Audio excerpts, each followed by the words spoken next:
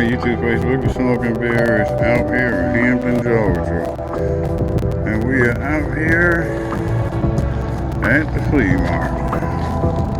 Ain't no joking.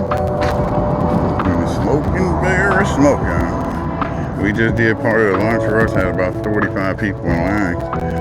So I went old school on the trailer and did the rib dinner, brisket dinner, smoked turkey dinner, rib tip dinner, Chi-Town prices.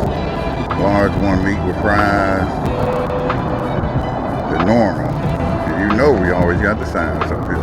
Mac and cheese, collard green, baked beans, french fries. Right there, buddy.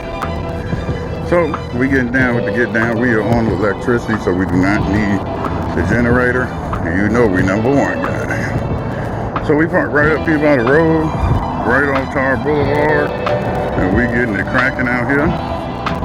And I'm gonna make sure I go live for the next lunch rush crowd. So got everything going. Got the stump doing its job, and it's holding temp very well at 240. It's an amazing machine here, buddy. If I can get a shot of the top of the stack, I would. Got the old school stack right up there. Right there, buddy. Just get in here because we also got a catering order to fill since we're here. All right, stay tuned.